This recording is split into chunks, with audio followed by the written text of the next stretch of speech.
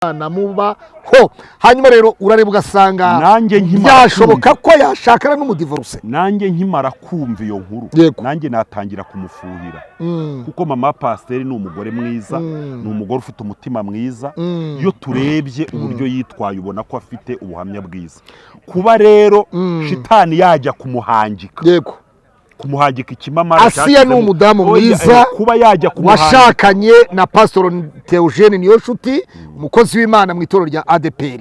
Birashoboka yuko iyo witegereje nugere ngusubizemo iki kibazo, ese mama pastor wanyana Assia urabona yashakana n'umudivorce Steven? byashoboka ariko bishobotse yaba ari umugambi wa shitani umusohoyeho. So mama pastor nashakana na Steven uzaba ari umugambi wa shitani. Karomeze ute urakomeye uyu musaza wa Pastor Theogene yasabaraga nande kuko nakora katuvukana neza. Umusaza Pastor ni musaza w'umugore wa Pastor Theogene asabaraga cyangwa ni mama pastor asabaraga. Nyuma yaho rero urabizi ko muri ADPR iyo uwo mwuka utahaba wa divorce ntibajya bawemera. Nyuma yaho rero hamushize n'iminsi arimo bombori mu buryo bumwe cyangwa se ubundi mu itorero rya PCIU mu gihugu cy'Ubugande, ariko ejo bundi uwitwa Musatuzi nyine mbeta kuko nabwo byabaye ibibazo n'umugore wa kabiri yashatse nawe baratandukanye. Barabimenye ibyo? Narabimenye. Aha rero ejo bundi na Pastor Reverend Pastor Zigishuti Michel yagiye kubwirizayo, bamwe baravuga bati Zigishuti yagiye kubwiriza mu ishami rya Musatuzi dore ko PCIU yacisemo ibice byinshi bitanu cyangwa bine, ati yagiye kwa ariko amakuru nifitiye ntabwo nyine Metanastasi ari we watumiye Pastor Zigishuti, nta nubwo banabonanye amaso mu yandi, ahubwo Pastor Zigishuti yagiye kuzuza ubutumwa bwiza bw'ubwami bw'Imana ngo kandi mu isi yose ubutumwa bwiza nuvuga ngo ubutumwa bw'ubwami bw'Imana ubutumwa buzamamazwa mu mahanga yose nibwo imperuka izahera ko ize.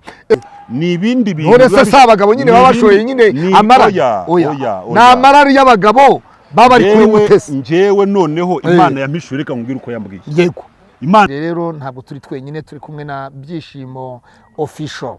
Pastor turagusuje. Urakoze cyane. Amahoro y'Imana n'abari namwe. Umeze neza. Hanyuma rero Pastor dusuhuze abantu bo mu Rwanda, dusuhuze abantu bo muri East Africa, mu Burundi, muri Tanzania, muri Kenya, mu Bugande ndetse no muri Kongo no muri Sudani y'Amajyepfo n'iy'Amajyaruguru ntabwo twabibagirwa. Abantu bari muri Ethiopia ya Addis Abeba muri Ethiopia mutubwira muti turabakunda. Abari muri South Africa mutubwira ko mudukunda. Abari muri Zambia, Mozambique, muri Malawi namwe ntabwo twabibagirwa muri iki ikiganiro. Abari mu bihugu by'Uburayi mwese Afrika babwire ko mwese tubakunda. None twinjiye mu bihugu by'Uburayi mwese duhereye muri Belgique, mu Buholande, muri Finland, mu Busuwisi, muri Suwede, mwese mu Bufaransa muri amahoro y'Imana, mumeze neza, mu Bwongereza muri amahoro, mwese turabasuhuje. Rero ibihugu byose by'Uburayi by'umwe bw'Uburayi tubahaye ikaze muri iki ikiganiro. Mu Budage mumeze neza, bashiki bacu muri mu Budage namwe ntabwo twabibagirwa, muhabwe umugisha. Hanyuma rero twerekeze muri Canada, Australia, mwese Amerika mumeze neza muri amahoro. Muri Burundi mwasuze mutya, mwasuze Burungi, mwaramutse mute, mwaramutse neza muri amahoro. Hanyuma rero turi kumwe na Pastor Sibomana Ja umuvugizi wa ADPR X umuvugizi wa ADPR. Pastor ubundi kugira ngo witwe Sibomana Ja uhuze na n'umuvugizi wa ADPR, wari umuvugizi wa ADPR Sibomana Ja, byaje bite? Mama niko yanyise kuko wenda nta papa nari mfite. Mama yanyise Sibomana. None se nyoko yakubyaye ntaso nta mugabo babyaranye? Yari yaranjije mu bihe bibi by'ubupfakazi kwarinda nuko kubera yari afite n'izindi n'abandi bana bipfubye nuko abantu batangira kuvuga amagambo menshi uriya mubyeyi. Harya kera harya babyitaga guki? Ibinyendaro. Ubwo bakwitaga ikinyendaro. Ubu nicaranye n'ikinyendaro. Kareka giye. Umwana ahubwo ibyo bintu ntubishye no kuri titre y'ikiganiro rwose, ibyo bintu ntubishyiremo sibyo. Ndi umukozi w'Imana.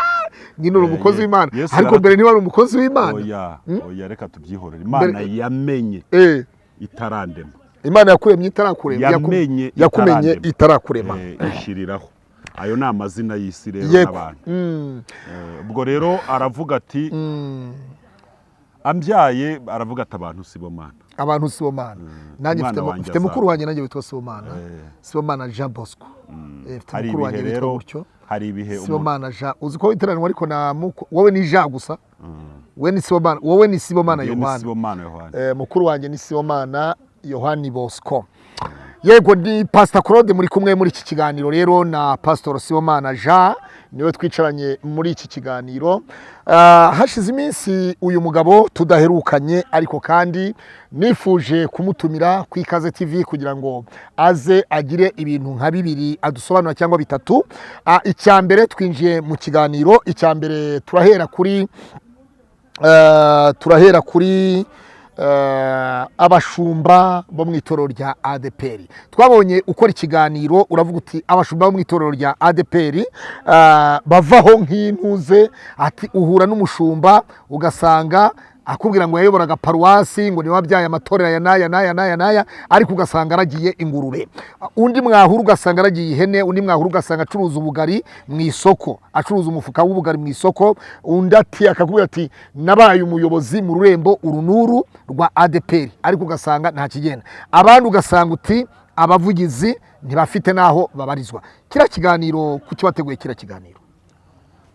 Nyine urumva nk'umuntu wavukiye mu itorero rya ADPR nkarikuriramo nkagera ku rwego nambikwa umusaraba wa gipastoro ni mu itorero rya ADPR. Nabonye ibintu byinshi muri ADPR ndetse no mu matorero yandi aho twagiye tugenda tubona dutera ijisho. Ni nayo mpamvu buriya nahisemo kumva mfite iriya content yo kuvuga ku mibereho y'abakozi b'Imana, ku mikorere y'amadini n'amatorero no ku bindi ariko cyane cyane bijyanye n'amadini. Hariho benshi wenda ashobora kubifata nk'ubeza ngundi mu madini, ariko nukugira ngo nibura nubwo umuntu ijwi rye atashobora kujya mu nama nyobozi y'itoro runaka ngo abe yarivuga cyangwa yandikira idini runaka, nukugira ngo nibura kuri social media hari ushobora kubyumva nkuko nawe wabyumvise akaba ashobora kugira bimwe mu byo ahindura. Nitegereje rero wenda mpereye mu itoro rya ADPR ariko no mu yandi matorero amwe namwe birimo, nabonye neza yuko biteye impungenge, imibereho y'abakozi b'Imana, ubuzima babamo. Iyo usomye Bibiliya usanga abakozi b'Imana barajyaga bata umurimo bakawureka bakajya muri rubanda, ugasanga bifatikanije na rubanda gukora imirimo isanzwe batemerewe. Ariko wajya kureba impamvu ugasanga nuko abiseri bahagaritse gutanga kimwe mu 10 n'amaturo. Ariko wagaruka muri aya madini yacu ugasanga abakristo batanga amaturo na kimwe mu 10 ndetse byinshi. Ariko wanasubira inyuma ugasanga abayobozi bahabwa ayo maturo yagakwiriye gutunga ugasanga babaho nabi, cyane cyane ababana n'abakirisitu cyane. Icyo ni igice kimwe. Igice cya kabiri nabitewe no kwitegereza nkareba iherezo rya bamwe mu bakozi b'Imana twagiye dukorana, ababwiriza butumwa bambwirije ubutumwa bwiza, abapastoro bambatije, abashumba nk'ubu umupasitoro wambatije njyewe n'ifoto yanjye mfite ari kunyibiza muri Yorodani. Ubu uyu munsi ari mu rugo arwaye kanseri ya prostate, arwaye indwara zo mu myanya y'ibanga. Mu by'ukuri yabaye igihe kinini CHK, agiye mu bitaro bikomeye, yaragiye no gupfa. Ariko ntekereza ko n'ubuyobozi bw'itorero bushobora kuba butabizi, uba ari mu maboko y'umugore we, ndetse ashobora no kuba yarasohotse ku rutonde rw'abakozi badahawe amatorero, kandi ashobora no kuba atari no muri pasiyo. Kandi ubwo ndi kukubwira pasitoro wambatije njye, nanjye ubu nabaye pasitoro. Urumva uyu muntu wareba ibigwi bye, wareba iherezo rye ukabona ni ikibazo. Ukareba abantu bayoboye indembo kuva muri 2000, amaparuwase, ibyahoze ari uturere, aba bantu bose ugasanga iki kintu dufite cyitwa idini runaka nibo bakibyaye, barakirera, baragikuza, kandi bakibyara ari urugemwe rutoya rutera. Bafata ifumbire bayikura mu buzima bwabo, bafata amazi bayakura mu buzima bwabo. Hari n'abuhije amaraso, hari abantu nka bakayihura bararanye n'impyisi mu buhamya bwabo, hari abantu bapfuye bishwe n'inzara. Ariko banza utubwira ubundi pastor wa mbere nyirizina ADPR abasuwedo baza mu Rwanda bazanye idini rya ADPR ninde pastor wa mbere? Ubundi ngira ngo uwabaye umuvugizi wa mbere sibyo niwitwa Gabriel Kapitura. Gabriel Kapitira niwe wabaye umushumba wa mbere wabaye umuvugizi wa mbere mu itorero rya ADPR. Yego abo umuvugizi ubwo yagejeje nka ryari? Ntabwo nzi imyaka neza, ntabwo nabitondetse, ntabwo nenzi ko ari byo tuvugaho, ariko amateka arahari. Amateka arahari. Yego yabaye umuvugizi yabaye umuvugizi aza gusimburwa na Nsanzurwimo Joseph ufite itorero ngire ngo mu Bubiligi. Uwo niwe wabaye Nsanzurwimo Joseph niwe wabaye umuvugizi wa kabiri. Umuvugizi wa gatatu ubwo ninde? Hanyuma Nsanzurwimo Joseph ubwo byageze muri jenoside yakorewe abatutsi 1994. Yego noneho haza kubaho umuvugizi twakwita ko yayoboye nk'inzibacyuho, ariko nyine bari umuvugizi ni umusaza witwa Kayihura Jacques uherutse kwitaba Imana mu gihe cyatambutse. Kayihura Jacques aherutse kwitaba Imana. Ubwo niwe wasimbuwe na Sibomana Jean. Hanyuma rero Kayihura Jacques ngira ngo hakurikiyeho Sibomana Yohani. Sibomana Jean nawe arayobora asimburwa na Usabwimana Samuel. Yayoboye manda ebyiri yungirijwe na Usabwimana Samuel.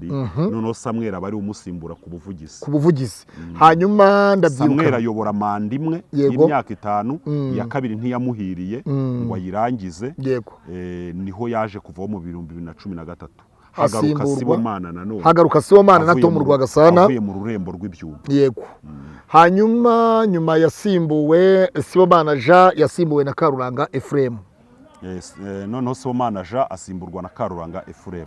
Karuranga Ephraim asimburwa na Ndayizeye Isayi ari uriho kugeza uyu munsi. Hanyuma rero sasa hari ibintu wasabye umuvugizi wa ADPR, uramubwira ngo nacunge neza agira ibyo yahindura. Ibintu wamusabaga guhindura ni ibiki? Mu by'ukuri mu bintu bimwe nge ntekereza umushumba mukuru w'itorero rya ADPR akwiriye gukorera inyigo. Ni uburyo abashumba abayobozi b'itorero bashobora gusoza. Abantu bavaho mu buryo butandukanye. Hari nk'abavuyeho bakuyeho na RGB, hari abavaho manda zabo zirangiye, hari ushobora no kuvaho yeguye, hari n'abafungwa nka Tom Rwagasana arafunze, hari n'ushobora ntuze wari umuvugizi wungirije, ntuze wari wungirije Karuranga witwa Karangwa Jean, nawe Karangwa John yarafunzwe. Ibintu hari n'abandi n'uwari secretary general ngire ngo umudamu nawe byari uko. So ibintu nk'ibyo abashumba ndi kuvuga ngo abashumba babakorera iki? Bavaho mu buryo butandukanye. Bagakwiriye gushyiraho umurongo uvuyeho gucya abahwaca, uvuyeho aca abahwaca, urangije manda ye agasezererwa abaho gucya. Ntabwo ADPR uyu munsi ari itorero rikenye ku buryo ryananirwa guha umuntu wahoze ari umuvugizi imodoka yo kugendamo, ku buryo ryananirwa kumugenera icumbi, ku buryo ryananirwa kumugenera umwanya uhoraho mu rwego runaka rw'itorero nk'umujyanama, ku buryo mbese umuntu abahwaca. Umushumba w'ururembo urangije igihe cy'akajya muri pasiyo abahwaca, umushumba wa paruwase abahwaca, ku buryo umuntu akorera Imana afite ambiance yumva abona aho ari kwerekeza. Urebye ni nk'icyo nge nasabaga, kuko nawe ari kuvugira itorero uyu munsi arihagarariye, ariko arimo kugenda nawe yerekera hahandi babandi bajya, aho babandi beguye cyangwa begujwe. Ashobora kweguzwa kuko byabayeho, sibyo? Ashobora guhunga kuko Nsanzurwimo yaragiye ntiyagarutse. Ashobora gufungwa kuko hari abafunzwe. Icyo tutakwizera cyo ni ukurangiza manda, kuko ntawe tubona wayirangije. Urashaka kuvuga ko iyi manda hari ni manda ya mbere ni ya kabiri? Ni ya mbere. Yayoboye inzibacyuho imyaka n'umwaka n'imyaka. Yayoboye inzibacyuho amezi ahari ngahe atatari amezi. Yayoboye inzibacyuho amezi 3. Yayoboye umwaka unarenga ndakura hiki. Bahawe amezi yo bahawe yayoboye igihe kitari munsi agose n'umwaka gusa. Inzibacyuho ye yari ifite igihe, kuko urumva yayoboye inzibacyuho arangije RGB mwongera n'ikindi gihe cyo gushyira itorero ku murongo. Ntabwo twibuka neza. Hanyuma rero uragira uti ibyakorewe abandi bavugizi na Pastor Ndayizeye Isayi nawe biramutegereje. Ntabwo nabikonfirima kuko sineretswe si by'Imana imbwiye, ariko icyo bita gusesengura. Cyo bita gusesengura, ushobora kugera ku musozi ukabaza abantu bapfa urugero bakubwiye bati abantu bo kuri umusozi bazicwa n'iki ushobora kubaza abantu bapfa ukagera mu rugo ati hapfuye nde ati hapfuye abantu babiri bishwe n'iki ati malariya umwe undi yicwa n'inzoka ukagera ahandi none waza guteranya ukareba urupfu rwisha abantu ugahita uvuga ati aho kuri uyu musozi rero bazicwa n'iki iyo rero usesenguye ukareba iherezo ry'abantu runaka bayoboye ADPR ari mu maparuwase mu turere mu ndembo no ku rwego rw'igihugu uhita ubona neza uri mu mubiri iherezo ry'uriho ntabwo wabikonfirima ariko kuko ntitubyifuza ni ikintu kibi twifuza ko yayobora akarangiza manda ariko nibura mu bihe bizaza nanjye ntazajya kuba umuvugizi wa ADPR Izaya akazaba ari umuvugizi w'umusiniya warangije manda w'umusaza akaba ari unsengera urumva mwiyerekwa ryawe urateganya kuzaba umuvugizi wa ADPR oya none se ADPR iyoborwa n'abantu nanjye ndi umuntu ubwo nshobora kuyiyobora ADPR iyoborwa n'umuntu nawe uri umuntu nanjye ndi umuntu ADPR yarigiraga manda y'imyaka 5 umuvugizi mushya uriho umuvugizi wasimbuye abandi bavugizi Pastor Ndayizeye yayigize manda y'imyaka 7 ndetse bivuga ko yazamuye n'umushahara kubera akazi kenshi yazamuye n'umushahara wa representation hari ibyo bitudushya kurema udushya akuraho icyitwa uturere yabikuyeho akuraho icyitwa guha imodoka arazigaruza zabaga mu turere arazigaruza insengero arazigabanya za paruwasi arazigabanya ibyo byose ni udushya Pastor Ndayizeye yashyizeho yahanze mu buryo bumwe cyangwa se ubundi muri ibyo byose ni iki wamunenga nk'umuntu w'umupastor muri ADPR Pastor Ndayizeye ntago ntacyo namunenga sibyo kuko icyambere cyo ni revera pastor nge nkaba pastor icyo ni icyambere icya kabiri ni umuvugizi sibyo urwego ariho rumwemerera gukora ibyo yakoze byose icya gatatu ni umuntu wize ngira ngo ntabwo abuze nka masters mu bintu bijyanye n'ubukungu n'ibindi icya kane uretse no kuba ayoboye ADPR yayoboye Hope International mu rwego rw'igihugu bro kujya kuri kamera nkihandagaza ngo ndi kumunenga ahubwo wenda navuga ko mfite ubutumwa ndi gutanga nk'umuntu uri hasi kugira ngo iri jwi ryanjye wenda najya ku Ikaze TV azaryumve ariko ntabwo nakwihandagaza uvuye ngo ndi kumunenga niki hagati ya Sibomana Jean muri manda y'imyaka 10 icyo gihe ayobora nyuma agasimburwa na Usabwimana Samuel Sibomana Jean n'utuwe dushya yazanye mu itorero rya ADPR cyane ko yayoboye mu bihe byari bigoranye urumva ko yarasimbuye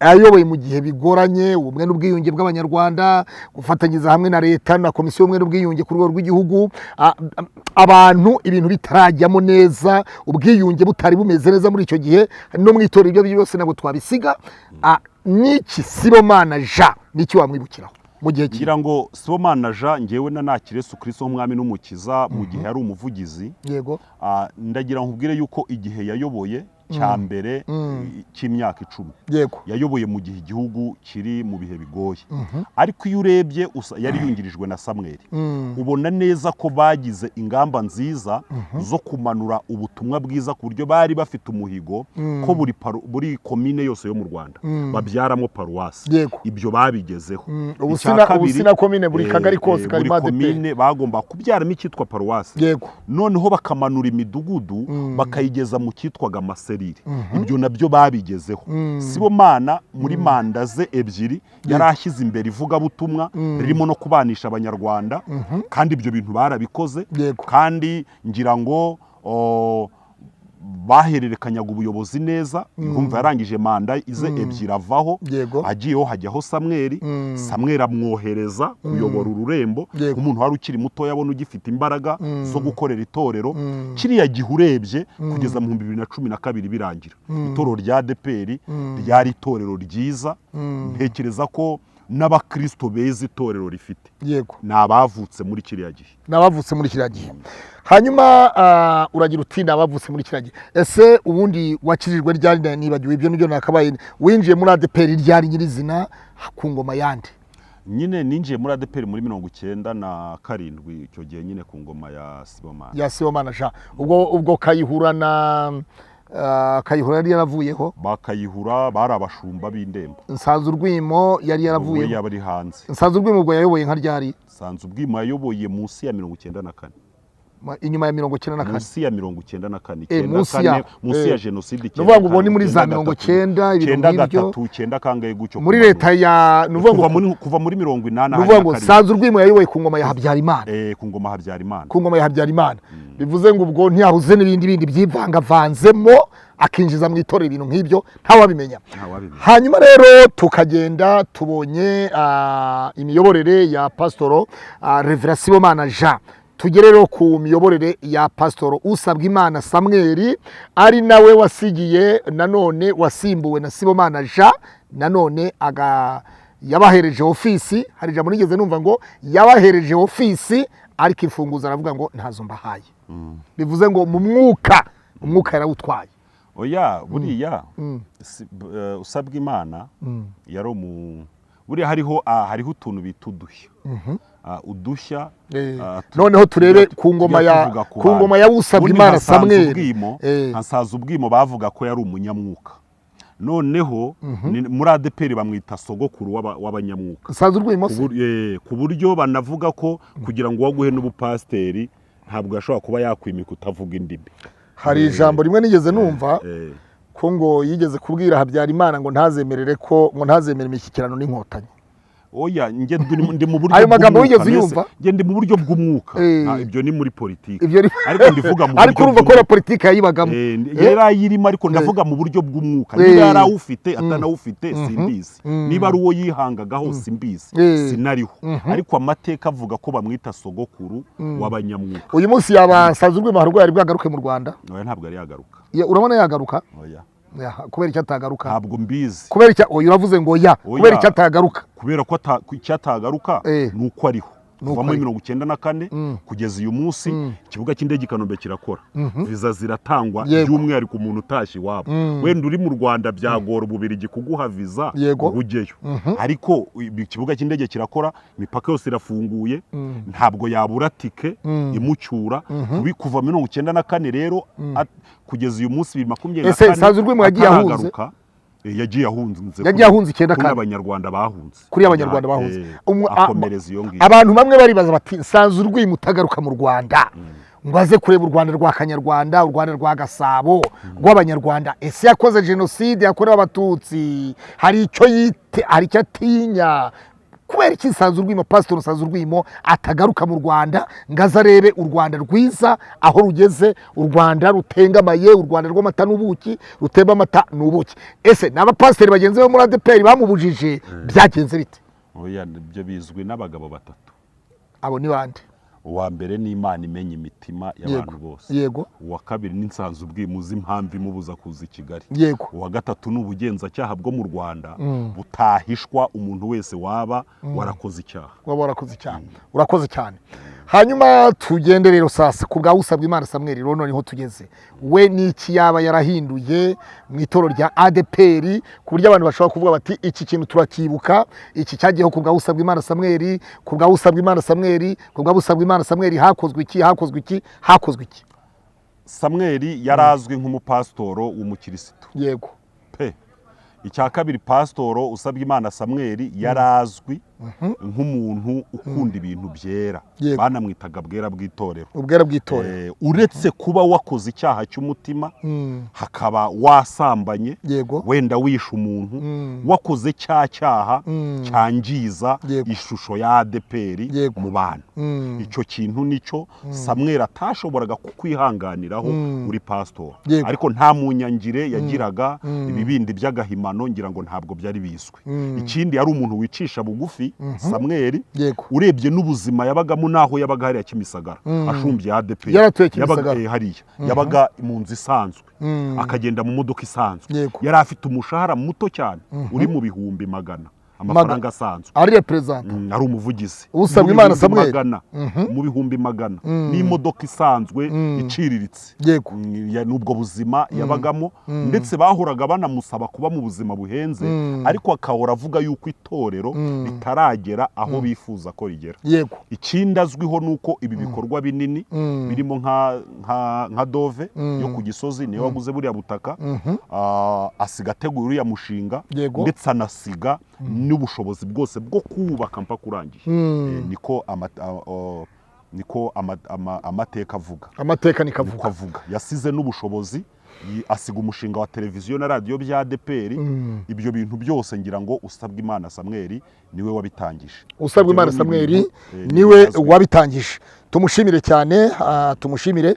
Bivugwa yuko ngo yanavuze ati mbahaye ofisi, mbahaye biro, ariko simbahaye urufunguzo rw'umwuka wa ADPR. Oya, muri ADPR habamo abahanuzi. Ubundi usabwa Imana ari umuvugizi yagiye guteranira ahantu hamwe mu matorero Sibomana yayoboraga mu rurembo rwe. Agiyeyo noneho mu kiganiro mu gihe yari agiyeyo mu kiganiro yaragiyeyo barimo basoza ngo haza umukecuru amwegeranya na Sibomana.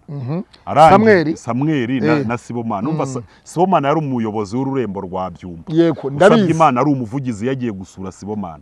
Noneho barimo basoza igiterane haza umukecuru ngo abafatikanya amaboko. Ibyumba. Abwira Sibomana ati mvuko Imana ivuze. Ati mwana wanjye. Ati dore nguhaye itorero ndishyize amaboko yawe. Ati ndi guhaye ari iryera. Ati nawe rizave mu maboko yawe ari iryera. Ku buryo kimwe mu bibabaza abantu bamwe bo muri ADPR baza ayo makuru ni ukubona Sibomana we yarakoze romize yambaye iroza. Mu byo bintu birababaza. Sibomana yakoze romize yambaye iroza. Yari yambaye iroza aturutse muri hari yarafashwe arafungwa nawe. Yarafashwe arafungwa we na Tom baza gukora romize ngo bayihe Karura. Ngira ngo urwego rw'ubugenza cyane ngo rwabazanye bambaye imyenda y'amaroza. Nibyo ndabyibutse neza. Hanyuma aha hantu rero tukibaza tuti kubera iki mu itorero rya ADPR para ibintu bya ruhiriri usanga ari ikibazo gikomeye cyane. Mbese nta muntu n'umwe uvaho ibintu bimeze neza. Ni ukubera iki? Ngira ngo umunyarwanda yaravuze ngo aho ubutunzi buri niho n'umujura aba. Na Bibiliya niko ivuga. Kandi abana batera amabuye mu giti kirimo imbuto. Toro rya ADPR nubwo bigenda gutya ariko ntago dushobora kwirengagiza ibikorwa ndetse by'urugero rwiza ryagezeho ugiranije n'andi madini. Toro ryatangiye muri 40 ni vuba. Toro ryatangiye muri 40 ni vuba. Kuba rishobora kuba rifite abanyarwanda bagera kuri 3,000,000 rikaba rifite insengero 3,000. Itorero rya ADPR ngira ngo abantu benshi barigiremo ibihe byiza. Harimo abantu kera abanyarwanda uko babagaho baraguza baterekera. Hari abantu bakiriyemo indwara zikomeye. Abantu baboneramo imibereho. Abantu barahinduka. Ni itorero ryagize impinduka. Ryazanye impinduka mu banyarwanda benshi. Ni nayo mpamvu ubona iyi vuruguruvurugu yose iba hejuru itakora ibintu bikomeye cyane hasi. Kuko abantu bo hasi bo bazi impamvu yabajyanye muri ADPR. Akaba ariyo mpamvu rero nubwo byagenze gutyo mbona ko ari nka Satani urimo kurwanya itorero kubera izo mbuto nziza ziri mu giti. Ziri mu giti. Ari nka Satani urimo kurwanya itorero kubera imbuto nziza ahubwo ni Satani ziri mu giti.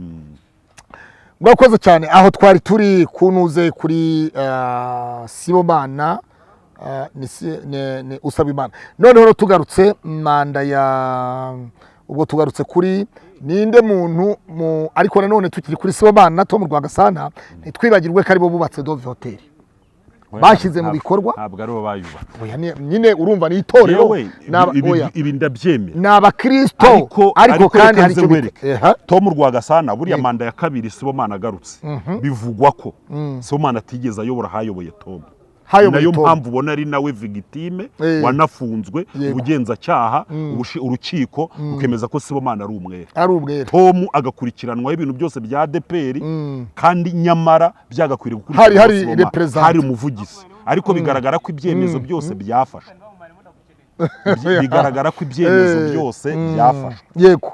Byafashwe na Tom. Byafashwe na Tom. Hanyuma yaho tukibaza tuti kuko reka nkwereke impamvu Sibomana na Tom atarabujije hoteli. Gute rero? Ntuza Samuel yasize ibikoresho byose asiga n'amafaranga byo kubaka Dove, ubutaka, uburyo bwo kubaka, abenjenyeri n'ibitanda n'amashuka byose yarabisise biri mu makontineri yarabitumije. So nukuvuga ngo Sibomana na Tom Rwagasana bashyize mu bikorwa ibyo baje basanga. Yarabwiye abakirisitu ko Samuel yaratubwiye ko buri mukirisitu azatanga ibihumbi 10. Buri mukristo azatanga ibihumbi 10 gusa mu gihe cy'imyaka 10 agatanga igihumbi buri kwezi. Ukomeye n'uworoheje agatanga igihumbi. Noneho aravuga ngo aboroheje cyari igihumbi. Oya, ukomeye n'uworoheje ni igihumbi. Cyari igihumbi buri muntu, buri cyumweru, buri kwezi igihumbi buri kwezi. Amafaranga atangwa mu gihe cy'amezi 10. Yego. Hanyuma twagiye noneho Tom agiyeho bya bintu byaragurishijwe mu gihe cya Tom na mu gihe bimaje gutabwa uretse bimaje Tom agira ate afata ideni ryo kubaka Dove Hotel. Ideni amaje kurifata Dove Hotel arayubaka iruzu. Yego. Imajije kuzura Tom ahita avuga ko ideni rizishyurwa mu myaka 10. Wambaye neza. Yego. Mu myaka 10 nibo bwambere munyitize. Mu myaka 10. Mu myaka 10.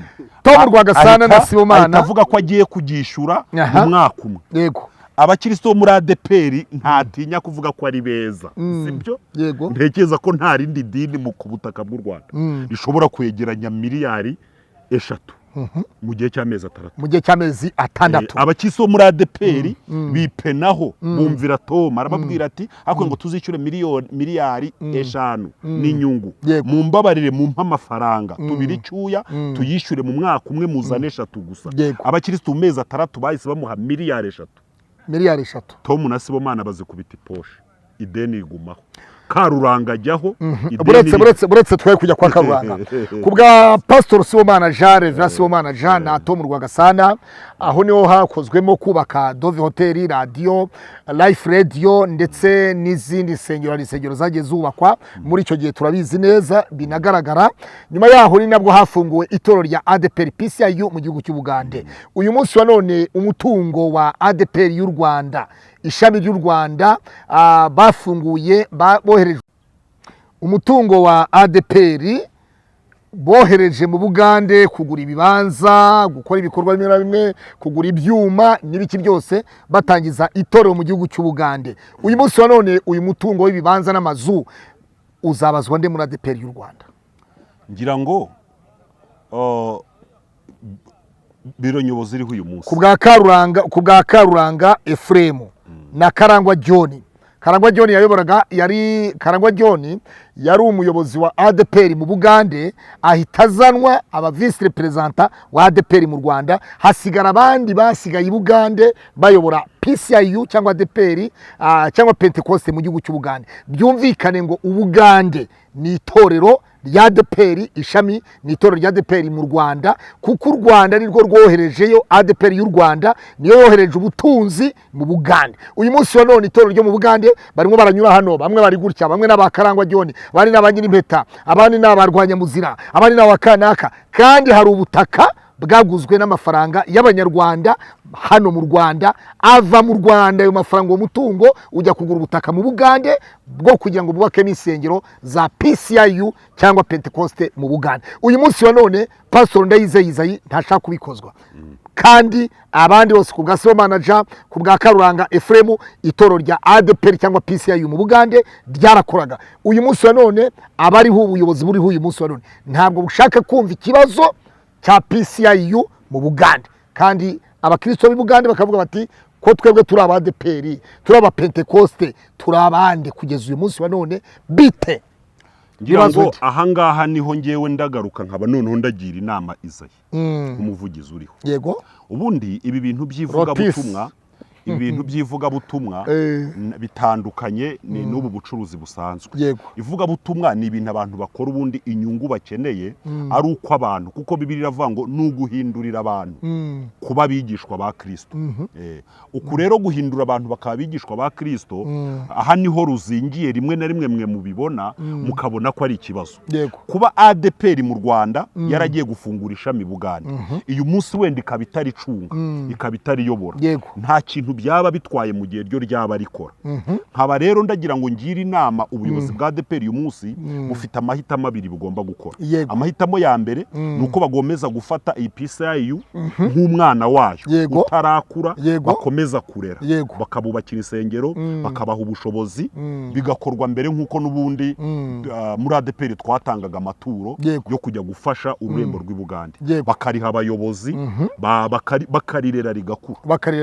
Andi mahitamo ya kabiri iza yabona bimugoye, wenda hariho impamvu runaka, nuko baricutsa bakariha ubwigenge, noneho itorero ry'Ibugande ryo abayobozi baryo bagashyiraho umurongo wo gukora nk'uko abasuweduwa baje muri 40 bakarera itorero, bakabyara amaparuwase gahoro gahoro, ariko byagira muri 60 hari na 7 gutyo bakagira gute, bakaricutsa, bagafata abapastoro, bakaba amaparuwase, bakabaha ubwigenge, bagakora indembo, barangiza bagatora umuvugizi, bamara gushyiraho umuvugizi wabo, itorero bakareka bakisubirira muri Suwede. Itorero bakareka bakisubirira muri Suwede. Ngira ngo rero Izayi akwiriye gufata ririya torero akarireka ryubatse rifite umuvugizi mukuru waryo n'indembo n'amaparuwase, noneho rigakomeza mu murongo wo gukura, cyangwa se ryaba ritarakura rikaguma mu nshingano za ADPR rikajya rihabwa abakozi rikarerwa. Ariko iyo ubona ko icyo kinaniranye, byose uko ari bibiri nta gikorwa. Niyo mpamvu ubona rimeze nka wa mwana w'umumarine umunsi wibereye hariya mu gishanga cya Nyabugogo, voka yagwa ihanutse ku modoka cyangwa watermelon. Baca umugani mu Kinyarwanda ngo voka y'imbwa ihanuka ihiye, ngo voka y'imbwa nanone niho bavuga ko uretse nk'ubuvuzi mu Rwanda bumaje gutera imbere, biragoye ko hambere ubuvuzi butaratera imbere waba ubana n'ubwandu bw'agakoko gatera sida ngo byari umwana atandura. Uretse ubu ngubu ADPR rero ari amakimbirane no guhangana kw'abayobozi bayi Bugande, ngira ngo bariya ba Joni na bariya ba Musatuzi bavuye muri matirisi ya ADPR mu Rwanda, kandi bavutse mu gihe cya Karuranga na Tomu, ni igihe itorero ryarimo akarindi. Ngira ngo ro bagiye bavuye mu ndirimo ibibazo, ntabwo rero uriya mwuka wabasiga. Musatuzi bamwirukanye 2016 i Bugande, aho byavugaga ko yari amaze kwirukana gusenda umugore we. Nyuma yaho rero urabizi ko muri ADPR uwo mwuka utahaba wa divorce ntibajya bawemera. Nyuma yaho rero hamushize n'iminsi arimo bombori mu buryo bumwe cyangwa se ubundi mu itorero rya PCIU mu gihugu cy'u Bugande, ariko ejo bundi uwitwa Musatuzi nyine mbeta kuko nabwo byabaye ibibazo n'umugore wa kabiri yashatse nawe baratandukanye. Warabimenye ibyo? Narabimenye. Aha, rero ejo bundi na Pastor Reverend Pastor Zigishuti Michel yagiye kubwirizayo, bamwe baravuga bati Zigishuti yagiye kubwiriza mu ishami rya Musatuzi, dore ko PCIU yacisemo ibice byinshi 5 cyangwa 4, ati yagiye kwa, ariko amakuru nifitiye ntabwo nyine Metanastasi ariwe watumiye Pastor Zigishuti, nta nubwo banabonanye amaso mu yandi, ahubwo Pastor Zigishuti yagiye kuzuza ubutumwa bwiza bw'ubwami bw'Imana, ngo kandi mu isi yose ubutumwa bwiza nuvuga ngo ubutumwa bw'ubwami bw'Imana, ubutumwa buzamamazwa mu mahanga yose, nibwo imperuka izahera ko ize. Ese ubundi umuntu yakibaza ngo Pastor Zigishuti, abantu benshi bagiye bavuga bati Pastor Zigishuti itorero ryamugiriye ishyari kubera yuko babona ko yaba umuvugizi, yaba umushumba, yaba representa, yaba iki. Nawe niko wabibonaga n'uwitwa Masumbuko ngo wenda ibyo ntacyo nabivugaho, kuko buriya nituvuga Zigishuti turavuga Masumbuko, turavuga abantu bitwa Bakiza, turavuga abantu bitwa ba Ruzibiza Viateur, ba Mutagarama. Ruzibiza Viateur niwe wabayeho na secrétaire général. Ruzibiza Viateur yabaye secrétaire général, aba n'umushumba mu majyaruguru. Ba Mutaragama Viateur, ba Mutagarama, hari ba Manuel Rurangirwa, hari n'abandi. Pastor Manuel Rurangirwa wabaye umuvugizi, yabaye regional w'umujyi wa Kigali ndetse na Ruhengeri igihe gitoya. N'abandi ukamanuka ushobora gusanga ADPR ifite abantu bari ku rwego rwazigira inshuti wenda mu kumenywa no gukomera beshi kuvuga kuri umwe rero ngira ngo twavuga ngo yagiye aho abandi bagiye. Okay. Ni umukozi w'Imana Pastor Zigishuti, ni umukozi w'Imana. Imana ikomeze kibabaje kuba takwigisha mu Rwanda mu itorero yaruhiye yagiyemo ari muto, yari mu ba pastor ba kera, ari mu bantu bakijijwe kera. Zigishuti agiye gusaza imyaka 45 amenye Kristo cya 50 gucyo, kuba mu Rwanda atajya Nyarugenge, atajya kumuhoza, atajya Gisenyi, atajya Igihundwe ngo yigishe, akajya Bugande. Akavuga tuti ADPR nuwuhe mudayimoni uri hariya hantu ko ni ikibazo gikomeye cyane. Ni ikibazo gikomeye cyane. Izayi ko yize ko yize yego sibyo yarize yakoresheje amashuri ahakenewe umwuka muri ADPR ko harimo abahanuzi n'abanyamasengesho bakataka, ahakeneye ko birukana iyo dayimoni bagatokesha, ahakenewe ubwenge akareba amategeko, ariko Izaya kubaka ikintu kitazongera kurejeta, kitazongera guhirima, kitazongera gutakaza umuntu nkazigira inshuti, atanyoye inzoga, atakoze ibi, akubaka ikintu kidashobora kongera gutakaza umuntu w'umuhanuzi ufite ijambo ry'Imana aziza amanzaganya. Aba ADPR bazatubwira muri komanteri, baratubwira muri komanteri, nibo baca rubanza, baratubwira bati aha twagiye duhura n'ibibazo ibi, ariko itorero ryacu riri ku murongo rimeze neza. Ariko kandi tunashimire umuvugizi wa ADPR Ndayizeye Izayi ahagejeje, nawe haracyari kare, ntabwo twamuveba kuko banda ya mbere ntarayisoza, kugira ngo turebe ngo ese ibyo yavuguruye, ibyo yahinduye byagenze neza, byagenze nabi. Haracyari kare rero ko twavuga ngo yakoze nabi cyangwa se akora nabi. Reka tumubwire ngo Uwiteka akomeze amurinde kandi amukomeze n'imiyoborere yiwe cyangwa se n'ubuyobozi bwiwe muri iyi manda arimo.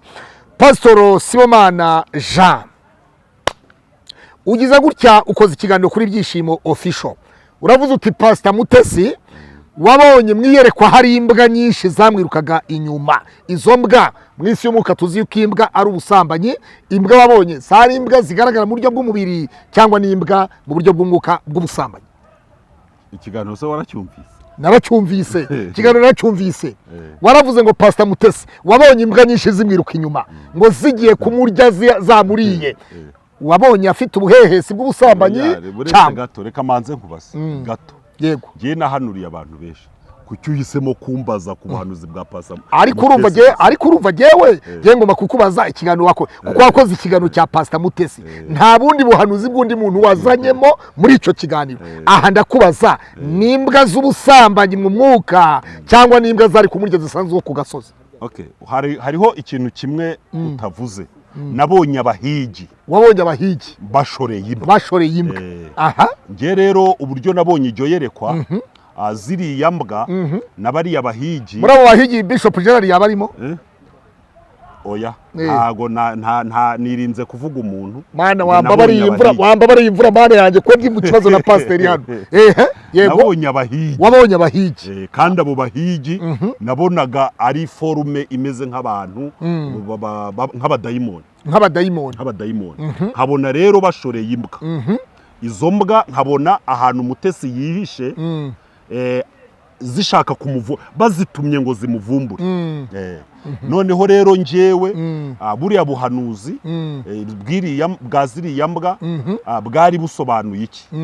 Imbwa bamwe bavuga ko imbwa mu buhanuzi n'ubusambanyi n'umwuka w'ubusambanyi. Ariko nanone dusubira inyuma, iyo zishoreye abantu, iyi mbwa ari yonyine n'ubusambanyi. Iyo hari abahigi bazishoreye ni ibindi bintu. None se abagabo nyine baba bashoye nyine amara na amara y'abagabo baba ari kuri Mutesi. Njyewe noneho Imana yampishuye, reka nkubwire uko yambwiye. Yego. Imana yambwiye ko yakubwiye ngo iki? Sibyo? Yakubwiye ngo iki? Yambwiye ko ziriya mbwa n'abari abahigi. Abahigi ni bande? Ndashaka kumenya abahigi. Abahigi ni abantu babi. kuko bashoreye imbwa. Ubwo na Gerard ari mu ntabwo mbizi Gerard sinanamuzi. None ko Gerard yagiye kumusaba imbabazi avuga ko yamuvuze nabi, ubwo mu yandi magambo nanjye wicanye niba Gerard simuzi. Nanjye ndimba. Gerard simuzi. Gerard simuzi. Buretse Yesu yagiye. Nanjye ndimba. Uragira ngo mvuge ngo wakabimenye. Imana jewe reka nkubwire reka nkubwire ngiye ndi umuhanuzi sibyo kandi sishobora ndi umuhanuzi kandi sishobora gutinya kuvuga ikintu nge niboneye Mutesi simuzi sindicarana nawe sindavugana nawe bivuga ko yaguhaye amafaranga amafaranga ya na nimero ye ya telefone ntayo ngira yaranditse muri commentaire ishuri ebyiri zose nabibonye gira neza kigano sinashyizeho nimero yanjye ya telefone gira neza TV yaranditse ngo mushumba kutashyizeho nimero ya telefone kugira ngo agaragarize abantu ko wamuhanuriye ibintu byiza. Oya ntabwo Mutesi simuzi sindavugana nawe ndi imbere y'Imana uramuzi no kumwereka no kugira ngo nge imboni yerekwa rya Mutesi byarantunguye. Pastor zara telefone yawe reka nkubwire zara telefone yawe bitagikompoza isaba ni iminani ibiri nushaka nyizi mu mutwe nyizi mu mutwe tunayivuga abantu barayumva iminani ibiri 31 shaka itaza ntayo shira muri nta nimero ya Mutesi ngira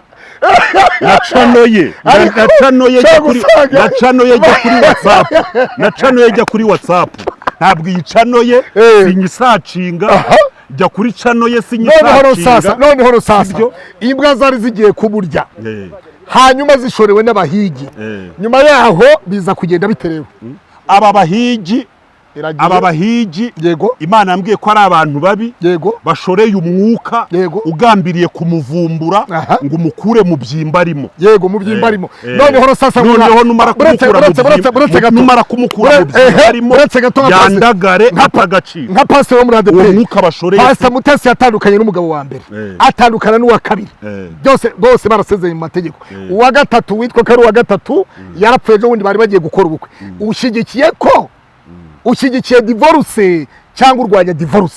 Bibiliya ivuga ko hari ababwiye Yesu umugore watandukanye n'abagabo barindwi yego baramubaza bati mu kuzuka uyu mugore azaba uwande kuba atandukanye na babiri ntabwo ari cyo kibazo ahubwo ikibazo nuko yashaka undi uburyo yamushaka noneho sasa naho rero niba abagabo bamunaniye uragira ngo yihambire urupfu nk'ubu urugero nk'ubu umugore wawe ashatse kukwica waguma mu rugo ubona udashobora kumwiruka waruva nese niba Mutesi yarabanye n'umugabo wawe agashaka kumwica urugo akaruvamo agashaka uwa kabiri agashaka kumwica urugo akaruvamo ahubwo nshobora kuba muri iriya yerekwa nabonye ingamiya imuheka Imana izantabare iriya ngamiya azaba ari undi mugabo Imana ahubwo imuha umugabo wamwomora ako gahinda yatewe n'aba bagabo babiri. Hari umugabo ari waje mu ntabwo uri umwadeperi pastor wavuye wabaye pastor muri ADP ko rukira umwadeperi ndakuvumbuye Mutesi asengera muri ADP dore impamvu uravuze ngo Imana iyaza kuba yarapfakaye wakaba ivuga uti Imana izamuha umugabo umwomora nkakura kwa mama pastor wanyana Assia nkakura ko umugore wa Theogene nyakwigendera uriya ibyo ngibyo ubwo buhanuzi n'ubw'abana guhanura ngo gute Imana ikura ubusa mu mukungu hanyuma impamvu zose zishobora gutuma Mutesi atabohoka ngo ashingirwe Imana ifite ubushobozi bwo kuzikura. None se reka nkubaze aba bantu basezeranye na Mutesi ni ibivejuru ntibapfa niba koko Mutesi kugira ngo abone umugabo mu buryo reka tubare ko Mutesi bari muri ADP idashingira umuntu akoze divorce igushingira ari uko wapfuye abashingiranywe na Mutesi ni ibivejuru ntibapfa baracyahari bose barahari none barahari gusa ntibapfa aribo na Mutesi uzapfa mbere ninde aribo na Mutesi biragoye kumenya ngo ni kana kuzapfa ni Imana ibizi iyo rero ibizi nayo yavuze uretse wose iriya ni content wari wakoze iriya content yarakoze pe ariko icyo nakubwira cyo imbwa mu mwuka zisobanura ubusambanyi kandi nibyo buretse gusobanura imbwa mu mwuka zisobanura ubusambanyi kandi uko wabibonye ko imbwa zagendaga zimusanga niko koko ibigabo by'ibipfapfa bigenda bimusanga ariko banamusanga batanamusanga uko niko bisobanuye hariho intare nabonye imurinze intare imurinze ntabwo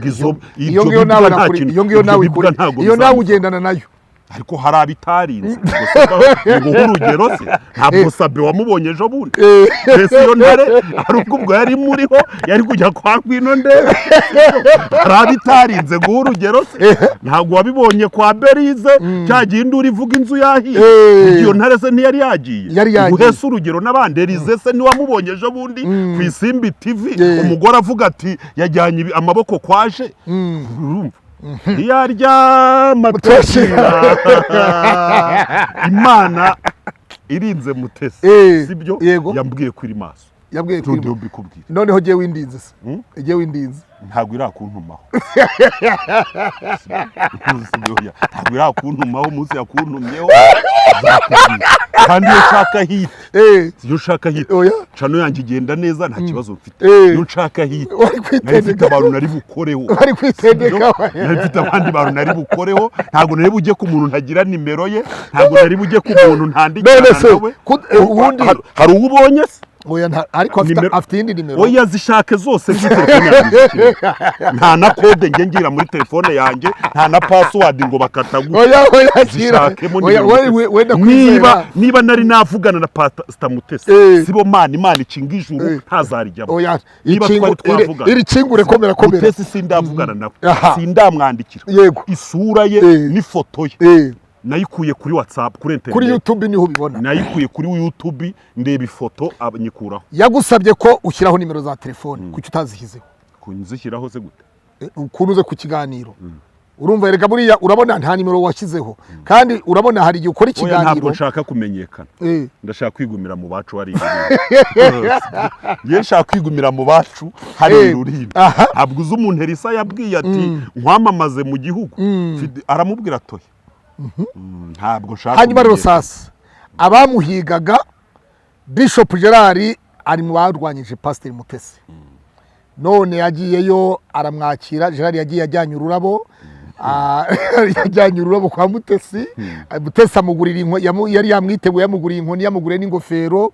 amuha na shokora ubwo muri izo mbwa zirimo ziragabanuka oya rega urumva nyamara uko wavuze ko izo mbwa reka mubwire urumva urabona Bishop Gerard ntabwo musi ariko amateka ye uko anyereka niyo mureba we njya mukurikirana njyaga mureba kuri niba ari Mugisha Rwanda TV najyaga mukurikira ubona ko Bishop Gerard nawe afite ibibazo kandi twere gukuraho na Pastor Mutesi ko afite ibibazo afite igikomere kandi buriya kandi gikomeye kuba rero Bishop Gerard yaragiyeyo nge biriya bintu Mutesi yamukoreye mbibona nk'ibintu bisanzwe umuntu wagize icyuho cy'urukundo mu buzima ashobora gukorera umugabo uwo ari we wese uje amusekera ahubwo nibaza niba Bishop Gerard yaba afite umugore niba yaba afite urugo abaye afite urugo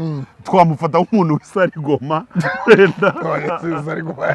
ibibazo biharega abantu bananira abandi abagore bananira n'abagabo bakananira nawe ntawe hamenya erega dufite ubu reka Imana hari ubutwari yaduhaye reka mubwire koro hari ubutwari Imana yaduhaye kuri dutandukanye n'ubw'abagore kuri uyu mugore arakunda agaceceka ariko umugabo arakunda akavuga niba uri umusore ukunda umukobwa ukamubwira ko wamukunze yabyanga ugatanga ibiguzi ugasheta ukamugurira ukamwitaho yazagira hakabyemera atabyemera ugashaka undi uri umugabo udafite urugo urakunda ukagenda ukarambariza umuntu afite umugore nakunda wenda ngakunda umugore wakunda kandi ugakundwa nkakundwa nkagenda nkaramba ariko kuba ubu mfite umugore haba afite umugore ukambona ku mugore runaka nicayeyo akanyambika ingofero akampura ururabo urumva mfite ubushumeri hanyuma rero sasa turimo ntabwo nshaka ko tunatinda muri iki kiganiro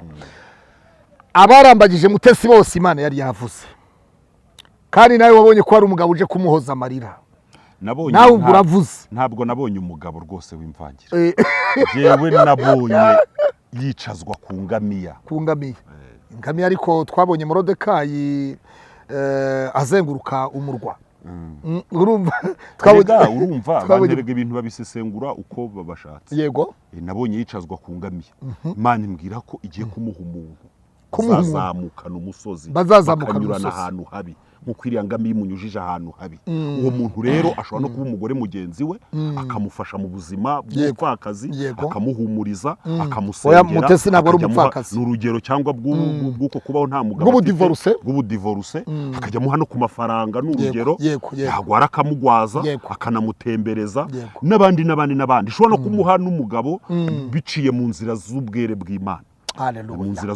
haleluya muramu wanjye ndakwakiriye haleluya ikanamukiza abantu nkamwe uratangiye watwise imbwa mana yanjye ndakwinye ariko mana wambabariye mana yanjye ugasanga siyo mana pasiteri siyo mana ukamwereka ko ukamwiyereka ntabwo Mutesi umwanga ku mutima wawe umutima wawe ntabwo Mutesi umwanga sibyo rero ahubwo Mutesi mumufata nka etikete etikete iba nziza ariko imbere ugasanga ibintu ariko Mutesi niwe ugira nk'ubu ngubu ntarekuye amakuru ngo yashyire hanze abanyamakuru bayabone ntabwo bamenya ibya Claude rero urabona nawe aza kuri kamera agatanga ibyiwe yamuhaye izina rikomeye kandi biriya Imana yamuhaye izina rikomeye abantu benshi tudafite yego yamuhaye izina rikomeye kuvuga Mutesi niyo mpamvu nabonye abantu benshi bari wagwa nimero ukamamagara muri iki kiganiro ntayo nshaka umuhamagare muri iki kiganiro umubwire ngo ndagusuhuje ubutumwa ko yabubonye ko yanditse muri comment yanditse kabiri avuga tumuja wawe bingirirwe yanditse kabiri ahasigaye Imana ikoze isona abahanuzi ntizabisohoza ariko Imana siwe wa mbere mpanuri yego sibyo nuzuye umwuka wera si wa mbere mpanuri harya Jeste na Gerard baba Imana yababwiye cya kabiri sibyo icya kabiri hari abantu benshi bampamagara bagira ngo ndabahanurira yego bakanarinda dutandukana ntabahanuriye nta nyungu ufite mu guhanura sibyo bintunze ntago ntunzwe no guhanura yego mfite ubundi buzima mbamo nge ndi umuhinzi mpinga ibirayi gahinga ibijumba gahinga ibishyimbo ntarangiza nkacana kamera higisha ijambo ry'Imana nkavuga n'iby'Imana yambwiye nkanavuga n'ibimbabaje sibyo nk'ibimbabaje mbona natanga abantu bikabafasha bavuga ibyo ngibyo ntabwo ntunzwe no guhanura simba mu bukode ntabwo abo nsengero banyishyurira inzu sibyo ntabwo abo nsengero bampa amamega iyo ntayafite amamega uzabona cano yanjye imaze iminsi ibiri nta kiganiro kiriho ubwo mba nabuze konegisiyo sibyo mba nabuze konegisiyo cyangwa afite ikintu cyapfuye abanza nkavugana n'umugore wanjye tukareba ikintu tugurisha twagurisha intebe twagurisha isafuriya noneho tukongera tukagura ibuye rya kamera sibyo ntabwo rero rwose ntabwo ntunzwe no guhanura sintunzwe no kuvuga ubutumwa ntabwo utunzwe no guhanura sintunzwe n'ubutumwa hanyuma najya kubeshya ntabwo najya kubeshya sinshaka ko Mutesi amenya nta n'undi shaka ko amenya gusa nshaka ko umuntu yumva ibyo ngewe ibyo navuze hanyuma rero Pastor Mutesi tumwifurize urugo rwiza Imana imuha umuntu usetse umutima we kandi uzamunezeza natwe bizadushimisha izamumuha no kuri kandi ngewe uzabona nicaye mu bukwe bwa Mutesi wowe uzambona nicaye yantumira atantumira bazakwambika ingofero oya Gerard yambaye ingofero yawe oya ngewe uzambona mu bukwe bwe kandi nzafata selfie mfite nyikohereza kuri WhatsApp ubwindi mu bukwe bwo kwa Mutesi nanjye nzaba mpari aho uzaba uri imbere yanjye nyine rero twatwicaranye kw'ifoto uzayibona sibyo nanjye nzaba mpari nanjye nzaba mburimo uzabibona gira amagambo 3 ubwira Pastor Mutesi iki kiganiro aragikurikiranye nakomere yego. Irya kabiri umugambi w'Imana ni mwiza kuri we. Amen. Irya gatatu rero ni yizera Imana, ibyo yavuze no kubikora izabikora naho byatinda, uretse ko ntajya mpanura ibintu bitinda. Ubuhanuzi bwawe n'ubw'uyu munsi cyangwa ejo, ariko ntabwo twari nkubwira ni Emi, nzagaruka kuri iyi kamera iri mu maboko ataraye. Emi harya wa wundi wavuze ngo yanyweye amaraso ya nyakwigendera Pastor Theogene. Yego, nibyo uzi ko mbyibutsa, ariko ntabwo nakubwiye ni ejo bundi, ntabwo nakubwiye nabonye dodani imbere y'abastari, ntabwo uri kubona se zigenda zibahagarika. Yego. Hanyuma rero sasa hari inkuru ivugwa kuri mama Pasiteri Uwanyana Assia, madamu nyakwigendera Pastor Theogene. Ni umudamu w'umwadeperi kazi, cyane ko n'umugabo we ari pastor yari pastor mu itorero rya ADPR. Biravugwa ku mugabo umwe witwa Steven muri Leta Zunze za Amerika, ni umudivorce w'abagore bageze kuri bangahe, nawe ntabwo yagize amahirwe y'urushako, shitani yagiye arwanya urushako rwe. Urabona mama Pasiteri yashakana n'umudivorce w'abagore bangahe kandi yari umugore wa pastor mu itorero rya ADPR? Ubundi uriya mu mama madame Assia namugira inama, ntazashiduke ngo ni muri Amerika, ngo ni muri Canada. Yego. Kuko buriya niba hariho ikintu cyatumye uyu mugabo atandukana n'abagore babiri batatu, iyo mbunda irasa aho hantu, azabanza ajye kuraguza madame Assia, yabaza Imana, yabaza abapfumu, bitewe n'ibyo yizera. Hari ahantu Yona yageze, baravuga ngo buri muntu wese natakira Imana ye, azabanza atakira Imana ye, noneho iyi Imana imubwire ko iyi ntwaro Satani akoresha isenyera uyu mugabo, umudayimoni uyitwaye yapfuye. Naho nagenda akajyayo. Umuntu utandukanye na batatu, bujya gutandukana n'umwe bibaho mu buzima rwose, wagira ukuboko kumwe kukagwara bakaguca, ariko bujya no kwa kabiri kugwaye ufite ikibazo. Yatangiye no kumufuhira, maze yatangiye gufuhira mama Pasiteri. Yatangiye, ntago ayo makuru nyafite, ariko niba ari inkuru twayibonye kwa Bosco Impaya, niho twabonye iyo nkuru. Bosco Impaya w'imuhanga niwe warekuye iki kiganiro, akaba atari byo kuri iyi afuhira mama Pasiteri, aramufuhira, aravuga ati mumbwire Pastor ni kanaka, ni mama Pasiteri wasambanye. Ninde wasambanye kwa mama Pasiteri? Ni mama Pasiteri wasambanye cyangwa ninde? Mama Pasiteri ntasambana, uwo mwuka ntiwigeze umubaho, ntuzanamubaho. Hanyuma rero urareba ugasanga byashoboka ko yashakana n'umudivorce. Nanjye nkimara kumva iyo nkuru, nanjye natangira kumufuhira, kuko mama Pasiteri ni umugore mwiza, ni umugore ufite umutima mwiza. Iyo turebye uburyo yitwaye ubona ko afite ubuhamya bwiza.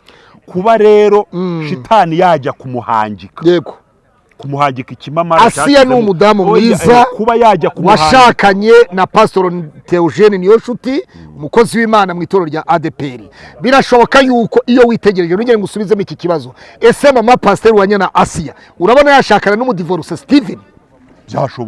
Byashoboka, ariko bishobotse yaba ari umugambi wa shitani umusohoyeho. So mama Pasiteri nashakana na Steven uzaba ari umugambi wa shitani. Pasi so w'Impanuro TV, si wowe ushinzwe itangazamakuru mu badasigana. Uyu ni Pasiteri arahanuye ngo mama Pasiteri Uwanyana Assia nashakana na Pasiteri Steven wo muri Amerika, ngo ntabwo ari umugambi w'Imana, ngo shitani zaba yamutashye. Ntabwo niriwe njya mu mwuka. Assia narongorwa n'umuntu divorushije rimwe kabiri gatatu, ni shitani uzaba umushingiye. N'abagabo bambara ingofero bazareke kuzambara, shitani yohereza umudayimoni abari bambika ingofero. Niyo yaba amarangamutima yanjye nk'umuntu wasizwe amavuta, amarangamutima ya Eliya yatumye imvura imara imyaka 3. Ni cyo kimenyetso cyerekana ko bakundana cyangwa ngewe ndi kubifata ko ari ibivugwa hanze hano ku mihanda, ariko biramutse ari oya, ariko ayo makuru turavuze ngo abaye ariyo byaba ari ishyano riguye. Reka twumve Steven yarambajije ngo Pastor reka twumve Steven kumukora ibiganiro byinshi kandi baramufunguje. Steven urumva Steven nta kintu.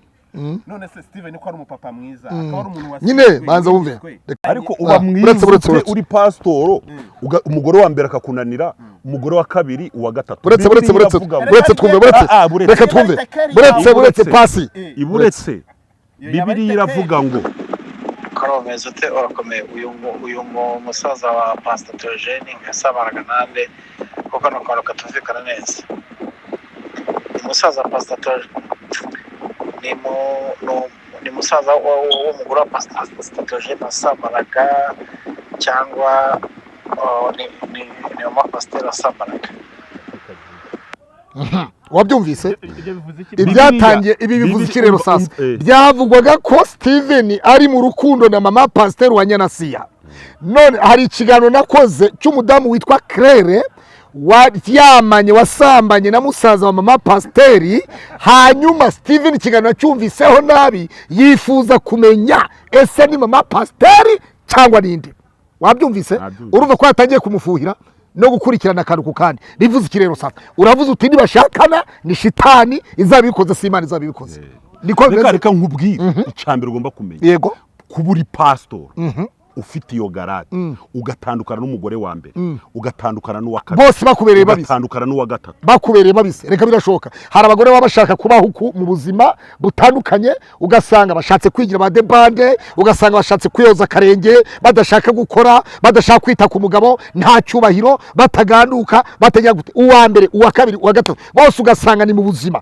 cyane ko Steven ni umunyamerika abandi nabo mu Rwanda muri Afrika i Burundi gutyo umurundi kazi babiri bo mu Rwanda ibintu nk'ibyo ugasanga ntibashaka gukora cyangwa se badashaka kugana ko wavuze ngo Mutesi gushaka buretse wavuze ngo pastor Mutesi gushaka ubwa kangahe si icyaha siko wavuze niba Mutesi gushaka ubwa kangahe atari icyaha kuki mama pastor w'umufuhira kuri Steven nakubwiye ko sibyo inkuru yashyushye impamvu ituma buriya tandukanya Mutesi na Steven yego turi kuvuga ko Mutesi azashakwa tugavuga ko Steven azashaka yego sibyo azashaka ari kurambagiza Mutesi ntari kurambagiza yego nta responsibility afite nta bwigenge afite yego Mutesi aragengwa ararambagizwa arambagiza noneho uyu mugabo sibyo abagabo re batatu atandukanye nabo ntabwo Bibiliya ivuga ko umuntu erega buriya Mutesi nujya no muri Bibiliya ni hehe se Bibiliya avuga ngo umuntu yifuza ku umwepiskopi nta hantu ivuga ko umwepiskopi aba ari umugabo biriya bintu byose ni ibintu byazanywe n'ibihe sibyo tugeze ubwo abashumba b'abagore ariko undi abashumba bagomba kuba ari abagabo sibyo abashumba bagomba kuba ari abagabo yani magambo Mutesi ntabwo yemera kari pastor urumva byemera ko ntabimuhaye ariko nge sinabimuha ntabwo wamuha ubupasiteri nta mugore nawe ubupasiteri ntabwo pastor Mutesi ntabwo wamuha pasiteri kuri icyo ndi umuheza ngundi sibyo ntabwo pasiteri wamuha kuri icyo ndi umuheza ngundi sinakwimika umugore ntabwo pasiteri wamuha ntabwo namuha urakoze cyane shuti bakoze turabashimiye ikaze TV Rwanda uretse mndangize Steven niba uri pasitoro umugore akakunanira wa mbere arakunaniye reka ubu pasitoro Bibiliya iravuga ngo umuntu nifuza ku umwepiskopi agomba kuba azi kugenga ibyo mu rugo kugenga ibyo mu rugo harimo no kwihanganira abo bagore abapasiteri bose ubona mu Rwanda baguri mu bupasitoro bafite n'abagore suko ari miseke igoroye ahubwo barihangana niba rero bikunaniye umugore akaguta papa nta mugore agira karidinari uhagarariye inama y'episkopi mu Rwanda nta mugore agira abapadiri bose babe bazakiza gatatu padiri kurusumwa ntabwo ntafunze hano muri ribu ntafunye hano Kacyiru arafunze nyine ntiyasambanyije umukobwa arafunze nawe none se yumbwira uti yasomye misa ku cyumweru nari kuba nsinzwe nta misa yasomye rero niba wifuza kuba umukozi w'Imana umugore akaguta Pawulo yaravuze ngo abajya gushaka bazahura n'imibabaro ubu rero sibo Mana ngomba kwihangana imibabaro ngomba guhurira nayo mu rushaka kuki iyo mibabaro utayibwiye Pastor Mutesi uvuze ko nta mugore w'aba pastor erega Pastor Mutesi ntabwo ari pastor Mutesi ashatse kanga ashatse kanga kandi uracyemeza ngo hari imbwa zimwiruka inyuma uzi ko imbwa abonye ari abagabo bakimwiruka inyuma n'abagabo bamwiruka n'abagabo buheheza Imana imurinze ibyo iyo myuka Imana imurinze iyo myuka. Murakoze cyane. Inshuti bakunzi turabashimiye mukurikiranye Ikaze TV Rwanda, murebe kora subscribe, like na comment, kandi cyo nzi neza cyo nuko uri bufashwe n'iki kiganiro, nubwo twebwe dukora ibiganiro by'ubusesenguzi tugacengera tugashaka ibimenyetso byose. Uyu ni pasiteri guturuka mu karere ka Rulindo, yitwa Pastor Sibomana Jean, guturuka mu itorero harya ni reka dusoreza nteranye n'abashumba banje. Murakoze cyane turabashimiye rero, nakagaruka subscribe, like na comment. Amahoro n'amahirwe bikomeze kubana namwe, turabashimiye cyane. Ufite icyo tubaza wahamagara telefone ubona isirikira aho ngaho, cyangwa se no muri commentaire yo wanditse turabireba. Ariko kandi gutukana ntibyemewe, watanga igitekerezo cyawe ukavuga uti byari kuba gutya, byari kuba gutya, ntibyari kuba gutya. Ciao ciao. Pastor Claude Niyonzima, Pastor Sibomana kuri kamera ni Natani. Ciao ciao.